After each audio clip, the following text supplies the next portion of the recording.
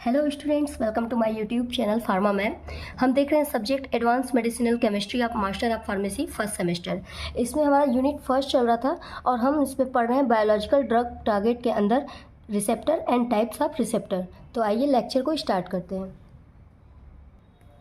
Students, previous lecture में हमने इन दो टाइप्स के रिसेप्टर के बारे में पढ़ा था। आज के टॉपिक में हम एंजाइम लिंक्ड रिसेप्टर और न्यूक्लियर रिसेप्टर को देखेंगे।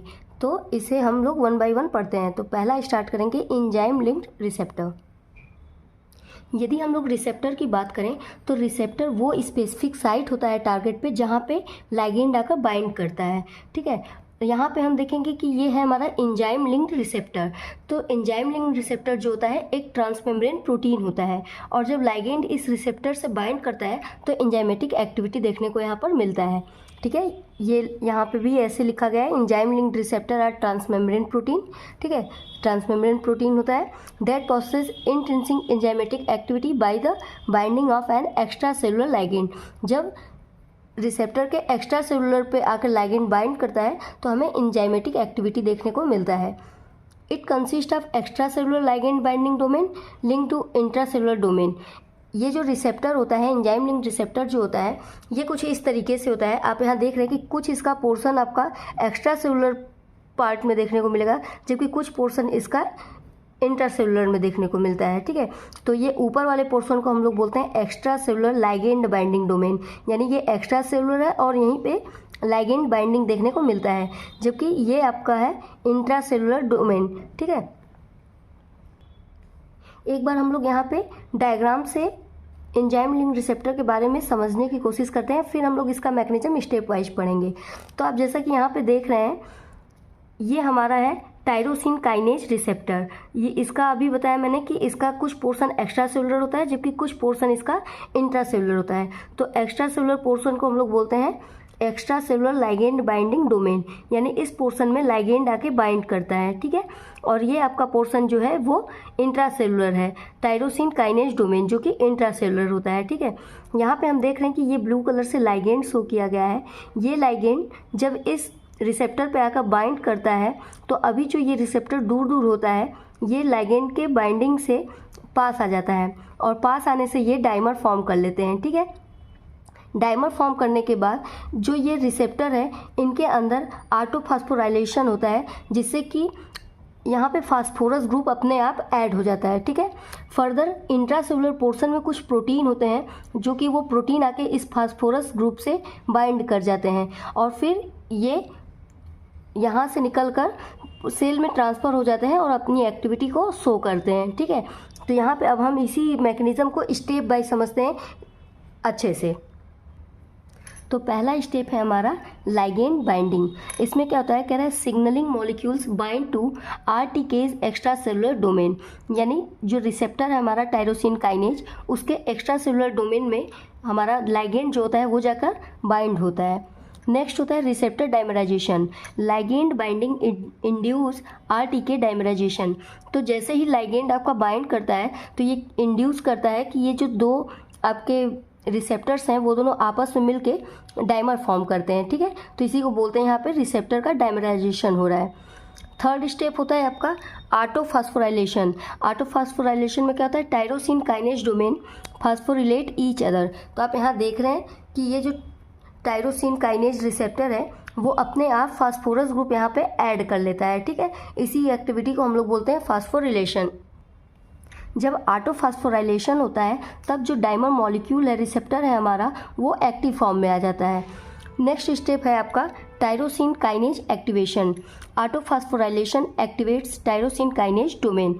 तो ऑटोफॉस्फोराइलेशन से क्या हो जाएगा, वही जो आपका रिसेप्टर है वो एक्टिव मोड में आ जाता है। ठीक है, नेक्स्ट है आपका एडाप्टर प्रोटीन रिक्रूटमेंट। कह रहा है phosphorylated tyrosine residue recruit adaptor protein. कह रहा है कि फिर जो एडाप्टर प्रोटीन है जो कि ऑलरेडी सेल में प्रेजेंट होते हैं वो फास्फोरिलेटेड से जाके अटैच हो जाते हैं। वहाँ पे जो फास्फोरिलेटेड आपके टायरोसिन काइनेज है वहाँ पे जाकर ये प्रोटीन क्या होंगे, अटैच हो जाएंगे। इन्हें एडाप्टर प्रोटीन कहते हैं। ये ऑलरेडी इंट्रासेलुलर पोर्शन में प्रेजेंट होते हैं सेल के। जब वो अटैच हो जाते हैं तो नेक्स्ट स्टेप होता है आपका सिग्नलिंग पाथवे एक्टिवेशन, यानी कि recreated signalling molecules activate down stream pathway and cellular response. जैसे ही ये प्रोटीन एडॉप्टर प्रोटीन जाके फास्फोरस से बाइंड होते हैं तो आपको यहाँ पे देखने को मिलेगा सिग्नल पाथवे एक्टिवेशन, यानी कि सिग्नल पाथवे यहाँ पे एक्टिव हो जाता है और हमें सेलुलर रिस्पॉन्स देखने को मिलता है। तो ये था छोटा सा मैकेनिज्म। नेक्स्ट है function of the enzyme linked receptor. तो एंजाइम लिंक्ड रिसेप्टर का क्या काम होता है? तो पहला बोला है it regulate cell growth and metabolism. तो ये आपके सेल ग्रोथ कराने में और मेटाबॉलिज्म को रेगुलेट करने में हेल्प करता है। सेकेंड है आपका promoting cell survival and inhibiting apoptosis. तो ये आपके सेल सर्वाइवल को प्रमोट करता है और एपोटोसिस मतलब सेल डेथ, तो सेल डेथ को ये इनहिबिट करता है, रोकता है। ओके, नेक्स्ट हमारा है न्यूक्लियर रिसेप्टर। ये 4 टाइप्स का रिसेप्टर है, अब इसके बारे में हम लोग पढ़ेंगे। न्यूक्लियर रिसेप्टर, याद रखने वाली इसमें ये बात है कि ये एक इंट्रासेलुलर रिसेप्टर होता है। अभी तक हम लोगों ने जो 3 रिसेप्टर्स के बारे में पढ़ा उसमें जो एक्टिव साइट था वो आउटसाइड था, एक्स्ट्रा सेलुलर पोर्शन में था बाइंडिंग साइट। लेकिन न्यूक्लियर रिसेप्टर के केस में जो रिसेप्टर होते हैं जहाँ पे बाइंडिंग साइट होता है, एक्टिव साइट होता है, वो आपका इंट्रासेलुलर पोर्शन में देखने को मिलता है। तो आप यहाँ पे बोलेंगे कि न्यूक्लियर रिसेप्टर एक इंट्रासेलुलर रिसेप्टर होता है जो कि साइटोप्लाज्म या न्यूक्लियस पे प्रेजेंट होता है। ओके, देखिए यहाँ पे पॉइंट भी यही कह रहा है, nuclear receptor are intracellular receptor located इधर साइटोप्लाज्म और न्यूक्लियस। सेकेंड पॉइंट है highly lipid soluble drug can enter to the cell and activate nuclear receptor. यहाँ पे कह रहा है न्यूक्लियर रिसेप्टर तक पहुँचने के लिए लाइगेंड जो होना चाहिए ना वो हाईली लिपिड सॉल्युबल होना चाहिए, ठीक है, तभी वो एंट्री कर पाएगा, क्योंकि उसे सेल मेम्ब्रेन से पास होकर जाना पड़ेगा। तो सेल मेम्ब्रेन से क्रॉस करने के लिए जो हमारा लाइगेंड होगा वो हाईली लिपिड सॉल्युबल होना चाहिए। ओके, थर्ड आपका कह रहा है they play crucial role in various cellular processes like gene transcription, cell differentiation, metabolism and hormone response। तो न्यूक्लियर रिसेप्टर जो होता है वो हमारे gene expression, metabolism, cell differentiation और हार्मोन रिस्पॉन्स में इम्पॉर्टेंट रोल प्ले करता है। अब हम इसका देखेंगे मैकेनिज्म। यहाँ पे न्यूक्लियर रिसेप्टर का अगर यदि मैकेनिज्म का हम लोग बात करें तो आप देखिए, ये अगर मान लीजिए ये आपका सेल मेम्ब्रेन है, ठीक है, यहाँ पे सेल मेम्ब्रेन यदि है तो ये ब्लू वाला पोर्शन जो अंदर का है, चूँकि ये इनसाइड दिखाया गया है तो ये साइटोप्लाज्म है और ये पिंक वाला पूरा आपका न्यूक्लियस है, ठीक है। तो यानी कि ये इंट्रासेलुलर पोर्शन में आपका रिसेप्टर प्रेजेंट है, साइटोप्लाज्म में प्रेजेंट है, ठीक है।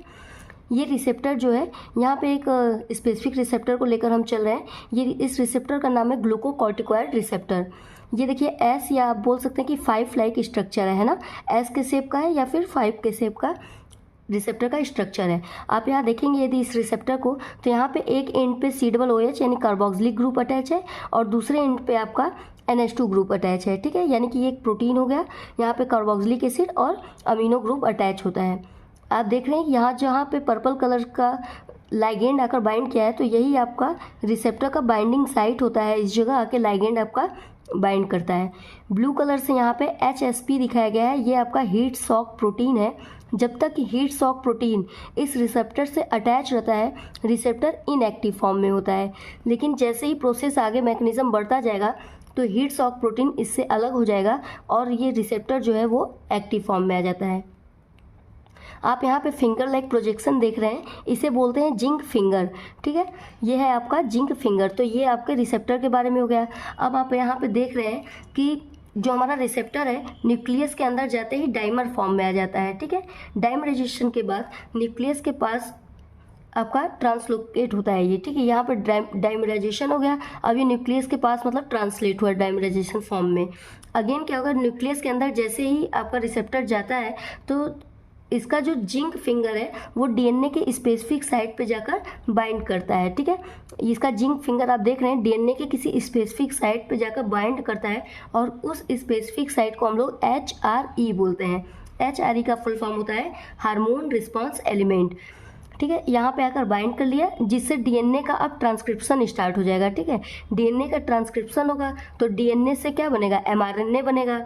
अब mRNA यहाँ पे बन गया, mRNA न्यूक्लियस से साइटोप्लाज्म में आएगा। अब ये RNA जो बन गया है ये न्यूक्लियस से कहाँ जाएगा, साइटोप्लाज्म में आएगा और राइबोसोम के हेल्प से प्रोटीन सिंथेसिस करेगा। ठीक है, प्रोटीन सिंथेसिस जो करेगा तो वही प्रोटीन जो बनेगा वो सेलुलर फंक्शन को मॉडिफाई करेगा यहाँ पर। ठीक है, तो ये एक तरीके से मैंने यहाँ पे आपको मैकेनिज्म भी बता दिया है, लेकिन हम इसे एक बार अच्छे से स्टेप वाइज भी समझ लेते हैं। स्टेप फर्स्ट है आपका ligand binding and detachment of HSP। तो कह रहा है कि the receptor is bound to HSP in its inactive state, ligand binding to the receptor release HSP। आप यहाँ पे यानी कि देख रहे हैं कि जो HSP है वो आपके रिसेप्टर से बाइंड है, जिसके वजह से ये इनएक्टिव स्टेट में होता है। ठीक है, तो जब इससे ये बाइंड है तो ये इनएक्टिव होता है, लेकिन जैसे ही यहाँ पे ligand बाइंडिंग होगा तो रिसेप्टर इस HSP को रिलीज कर देगा। HSP इससे डिटैच होकर अलग हो जाएगा। ठीक है, और इसका अलग होना ही ये एक्टिव फॉर्म में आ जाता है, तब यहाँ पे रिसेप्टर। दूसरा स्टेप है dimerisation of receptor. Ligand bound receptor form a dimer with another receptor. तो और भी ढेर सारे उसमें रिसेप्टर प्रेजेंट रहेंगे, तो जैसे ही लाइगेंड जाकर रिसेप्टर से बाइंड होता है तो इन रिसेप्टर के बीच में डाइमराइजेशन होने लगता है। दो रिसेप्टर आपस में बाइंड करके डाइमर फॉर्म में आ जाते हैं। अगेन क्या होता है, third step DNA binding. Dimerized hormone receptor moves to nucleus and bind to specific DNA sequence. अब ये डाइमराइज्ड जो हार्मोन रिसेप्टर हैं जो कि अभी साइटोप्लाज्म में प्रेजेंट है, ये न्यूक्लियस तक जाएंगे। ठीक है, मूव करेंगे कहाँ पे, न्यूक्लियस में, और न्यूक्लियस में जैसे ही जाएंगे तो DNA का जो स्पेसिफिक सीक्वेंस होता है वहाँ पर जाकर आपका ये देखिए, ये वहाँ पर जाकर ये रिसेप्टर अपने जिंक फिंगर से DNA पे बाइंड करने लगेगा उसके स्पेसिफिक साइट पे, जिसे हम लोग बोलते हैं HRE, हार्मोन रिस्पॉन्स एलिमेंट। ठीक है, यहाँ पे बाइंड कर दिया। अब जैसे ही ये बाइंड करेगा तो हमारे DNA में ट्रांसक्रिप्शन होने लगता है। ठीक है, यानी fourth transcriptional activation and gene expression. तो फोर्थ स्टेप में आपका ट्रांसक्रिप्शनल एक्टिवेशन देखने को मिलेगा, यानी कि अब DNA हमारा ट्रांसक्रिप्शन करके RNA बनाएगा। ठीक, binding of dimerized hormone receptor to HRE induced transcription lead to the expression of a specific gene which can influence various cellular processes like growth and metabolism। तो अब हमारा mRNA न्यूक्लियस से cytoplasm में आएगा और वहाँ पे राइबोसोम के हेल्प से प्रोटीन सिंथेसिस करेगा। ठीक है, और जो प्रोटीन बनेगा वो हमारे सेलुलर फंक्शन को मॉडिफाई करेगा, लाइक ग्रोथ के लिए रिस्पॉन्सिबल होगा। ठीक है, या फिर मेटाबॉलिज्म प्रोसेस करेगा। तो इस तरीके से वो अपना सेलुलर प्रोसेस को बढ़ाएगा। ठीक है, तो ये इसका मैकेनिज्म था स्टूडेंट। होप कि आपको अच्छे से समझ में आया होगा। तो आइए अब इनका स्क्रीनशॉट ले लेते हैं।